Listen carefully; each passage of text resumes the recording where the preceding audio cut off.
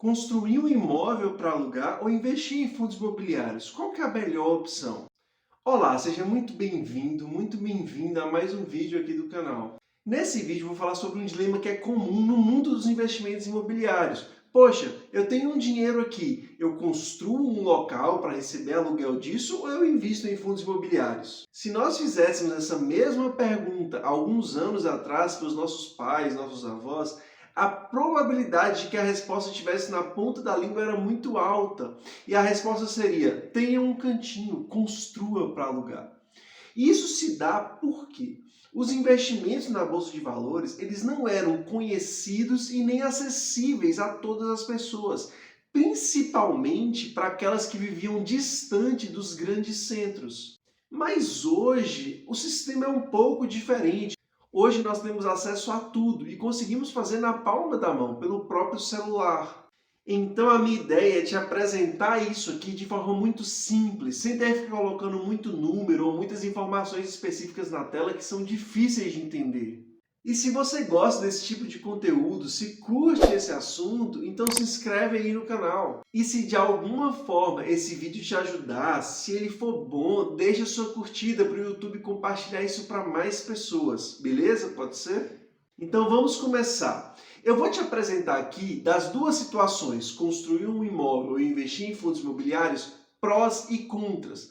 Lembrando que esses prós e contras eu encontrei na internet, ou seja, é algo mais geral. E falando neles, eu vou fazer alguns comentários para que ao final do vídeo você consiga chegar a uma conclusão, ou pelo menos um direcionamento. E claro, eu vou dar sim minha opinião e vou falar o que eu acho mais interessante. E se você observar algum pró ou algum contra nesse processo que eu acabar não citando, fica à vontade, comenta aí que a gente vai discutindo e conversa mais sobre isso. Vamos começar falando da questão da construção para alugar. Eu vou te falar os prós que eu encontrei a galera discutindo sobre isso na internet. O primeiro deles é o controle e customização. O que isso quer dizer?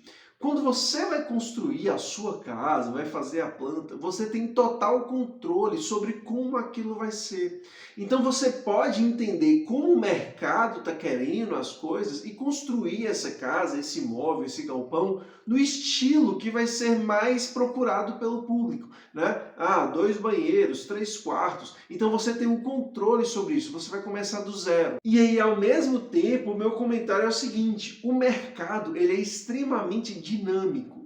Então pode ser que o que agrada o pessoal agora, daqui a 5, 6 anos, não vai mais atrair os desejos específicos do consumidor. Então, por mais que você tenha essa liberdade, também tem que olhar o outro lado do tempo passar e as coisas mudarem de forma muito rápida. O segundo ponto, eu acredito que todo mundo já sabe, ou pelo menos ouviu sobre isso, é o potencial de valorização. Normalmente, uma construção, com o passar do tempo, ela tende a se valorizar. Especialmente se ela estiver localizada, né, se o imóvel estiver localizado em um local que é muito bom ou que tem planos para o futuro. Mas aí eu volto a fazer um comentário. Isso não é garantia, isso pode não acontecer. O terceiro ponto é a renda passiva, o aluguel que você recebe. E esse aluguel ele pode ajudar a cobrir os custos do financiamento, caso você não tenha pago a construção ainda, né, de manutenção da própria casa e ainda assim tirar algum lucro, dependendo do quanto você consegue cobrar. Mas, para que isso aconteça, tem que ter uma condição: o imóvel precisa estar alugado.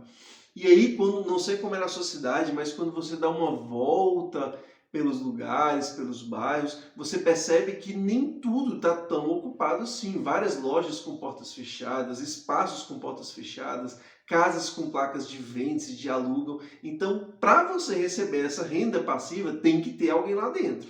O quarto ponto é a diversificação. E aqui eu quero aproveitar para falar diversificação entre aspas. Por quê? Ter um imóvel físico quer dizer que você está pegando algum dinheiro, um valor que estava guardado, e está distribuindo isso, fazendo outros investimentos. E eu concordo, isso é legal. Mas ao mesmo tempo, dependendo da situação, se você pega tudo que você tem e deposita nisso, não é mais tanto diversificação. Na verdade, é um risco, porque existe a probabilidade de dar muito problema. Então, cuidado. E os contras, João? Vamos lá. O primeiro é que o investimento inicial é muito alto. Pensa só, para você fazer um projeto, fazer uma planta, tirar essa casa, esse imóvel do papel, cara, vai ter um gasto inicial muito grande. Afinal de contas, ninguém constrói uma casa com R$ 50. E isso faz com que não seja algo acessível a todo mundo. O segundo ponto aqui é o risco na construção.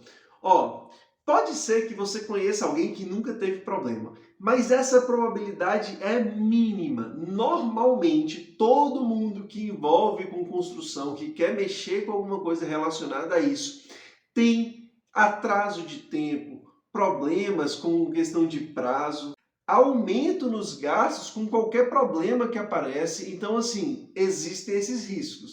Terceiro, o maior envolvimento. Gerenciar um imóvel não é só construir e pronto, acabou. Você tem que lidar com o próprio imóvel, você tem que cuidar de tudo que acontece, os pequenos problemas que envolvem aquilo. Você tem que lidar com o inquilino, não é uma situação muito fácil. Então, consequentemente, é quase obrigatório, você vai ter que desprender tempo, paciência para poder cuidar dessas coisas. Quarto ponto, a liquidez limitada. Olha só, se você pega R$ 500.000 e constrói sua casa, beleza, você tem aquele patrimônio de 500 mil e gastou tudo que você tinha, todas as suas reservas.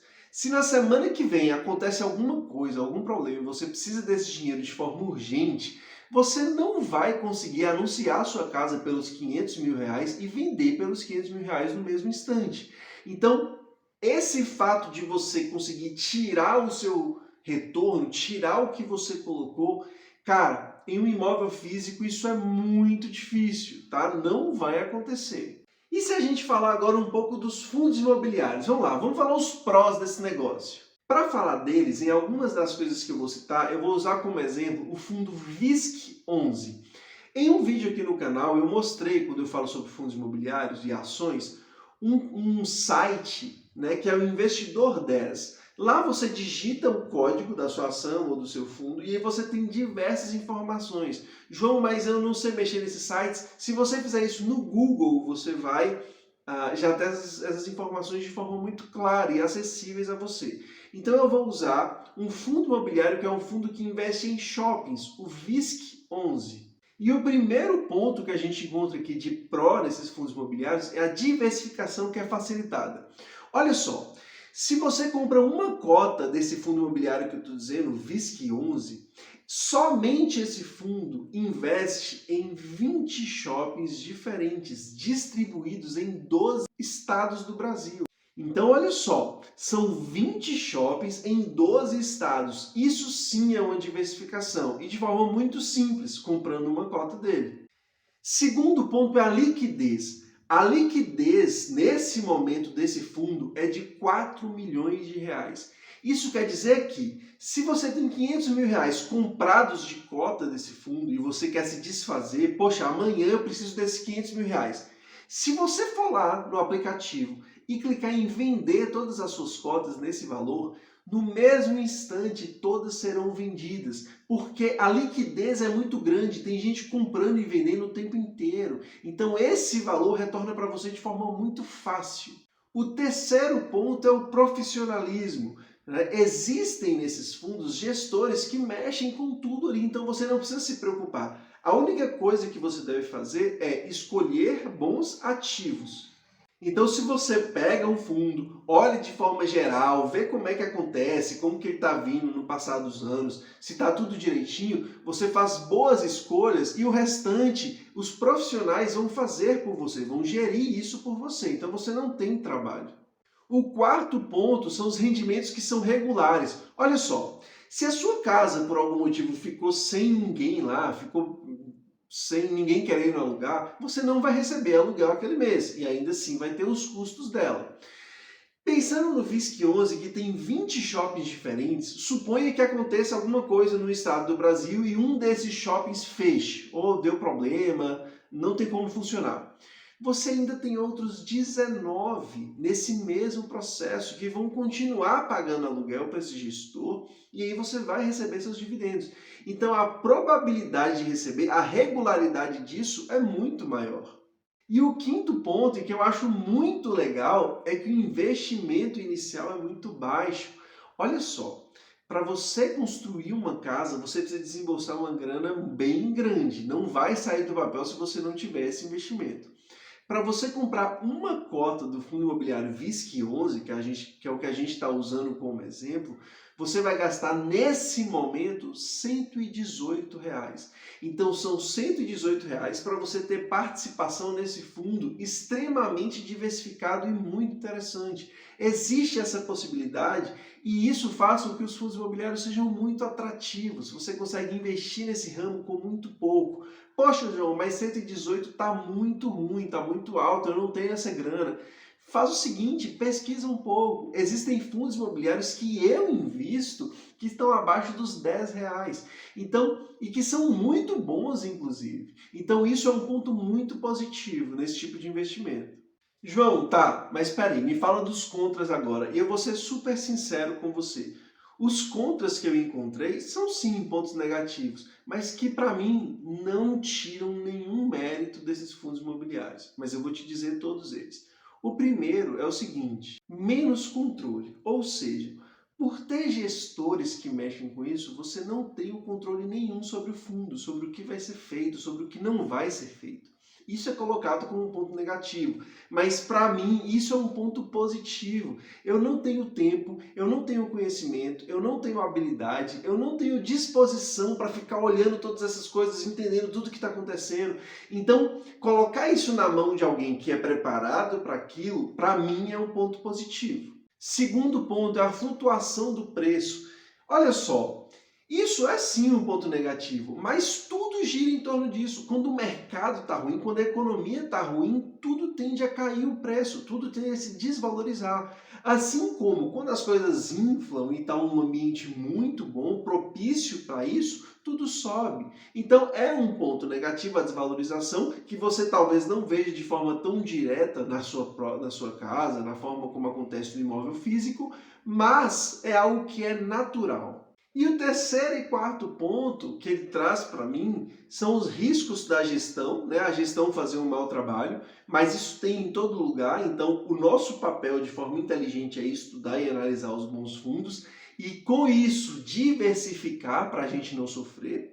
E também um outro ponto negativo que apresenta são os rendimentos que às vezes podem ser inconstantes, mas isso é normal. Pensa só, esse fundo imobiliário VISC11, se em um dos shoppings acontece algum problema e as lojas não pagam o aluguel, claro que você, quando for receber, você vai receber um valor menor, mas isso é normal. Se tivesse um imóvel físico, seria a mesma coisa.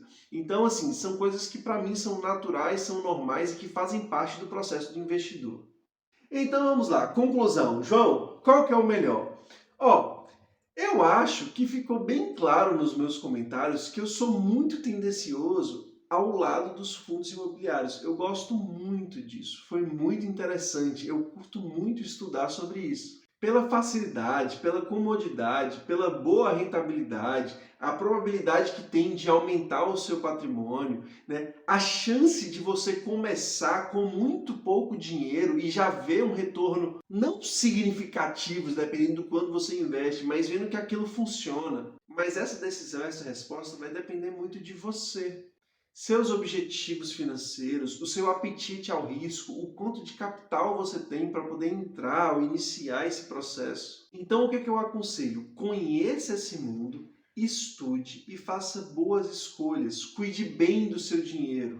Tome a melhor decisão possível para você e para as pessoas que compartilham dessa vida aqui na Terra com você. E eu espero que tenha gostado do vídeo. Se você ficou até o final, poxa, muito obrigado, valeu. Então, até a próxima.